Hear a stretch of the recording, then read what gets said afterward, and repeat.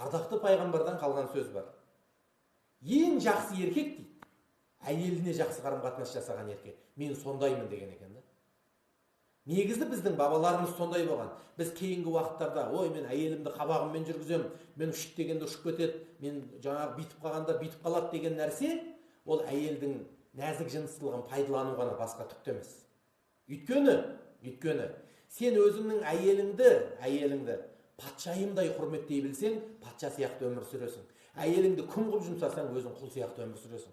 Сондықтан қайсы бір еркек өзінің әйелін қыз кезінде құлпырып, мәселен гүлдің өзін неден, теплицадан сатып жұлар кезде қалай жұлады? Толық ашылмаған күйде жұлады, солай емес пе?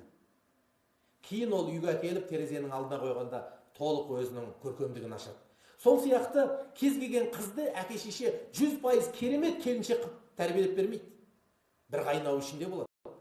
Сол бір қайнау ішінде болған қызды сылап сипап, тәрбиелеп, мейіріміңді төгіп, махаббатыңды сыйлап, ол үшін материалный игілігіңді жұмсай отырып, оны керемет, келісті бәйбіше, немесе көркем келіншекке айландырып алу азамат жігіттің мойнындағы міндет. Ал өкінішке орай, біздің шалбар киіп жүрген көп жігіттеріміз біреудің гүлдей боп келген қызын тікендей үгітіп жіберетін жағдайлар көп. Соның себебімен ол жасы келіп 30-ға келгенде бір керемет келіншек, 40-қа келгенде қылығын ашқан керемет бәйбіше емес. 30-ға келген сайын еңкейіп, 40-қа келген сайын қорқып, елден бұрын әжім түсіп, жұрттан бұрын жүрегі қартайып жатады.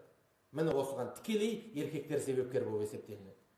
Сондықтан біздің бабаларымыз кешегі дүниеге алтын құрсақ алып тұлғаларды алып келетін аналарымыз күйеуінің алақанында отырып алып тұлғалар алып келген.